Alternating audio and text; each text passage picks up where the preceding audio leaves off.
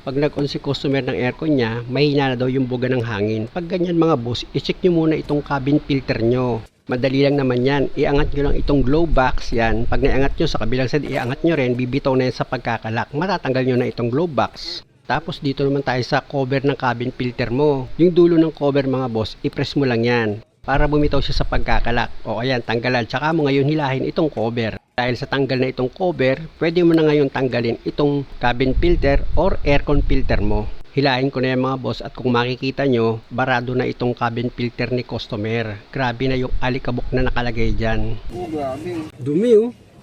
Ang hina ng buga ng hangin mo. Ang hina ng buga. Sobra. Grabe naman yan. Pag ganyan kasi mga boss na barado na yan, hihina talaga yung buga ng hangin ng aircon mo. Siyempre naman, damay dyan, pati yung lamig ng aircon mo. O ito na ngayon yung bagong nabili ni customer na aircon filter. Sa paglagay niyan mga boss, hindi naman kayo malilito dyan dahil meron naman yung guide. Hindi ko na naipakita sa inyo pero may nakalagay dyan na arrow o kaya up. Dito naman sa pagkabit ng cover, di ba may nakasulat din yan na up. Kaya ganyan yung position ng paglagay mo. Dapat hindi baligtad yung pagkakasulat ng up. Tapos itusok mo na itong cover dito sa guide niya. Siguraduhin mo lang na naipasok mo ng maayos itong cover dito sa guide niya. Or ang ibig kong sabihin dun sa butas niya. Na pag pumasok na yan or lumapat na siya, tsaka mo ngayon idiin dito mga boss. O ayan o, pag pumasok na siya, na pag diniin mo yan, maglalak na yan. O diba, kung ganitong klaseng sasakyan nyo at papalitan nyo ng cabin filter, madali lang. At sa paglagay ng glow box, yan tinuro ng daliri ko, dalawa yan, ayan, magkabilaan.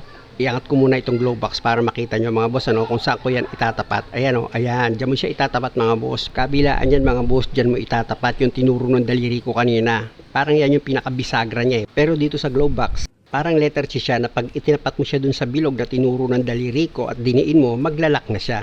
Ibaba ko muna itong glow box mga boss, uulitin ko para mas maintindihan nyo. Ilapit ko itong camera tapos ituro ko ng daliri ko. Yan, dyan yung itatapat itong glow box nyo. Kabilaan yan mga boss ha. At dapat na itapat nyo ng maayos itong glow box bago nyo siya idiin para mag-lock. Pero bago nyo itapat doon, ipasok nyo muna itong glow box patagilid. Ayan o, di ba patagilid? Tsaka nyo ngayon isentro na dito sa ilalim yung tinuro ko kanina. At pag sentro na, di mo na dito sa ibabaw, kabilaan yan para mag-lock na yan. At dahil sa okay na ito, testingin na natin yan mga boss. Bukas, sara.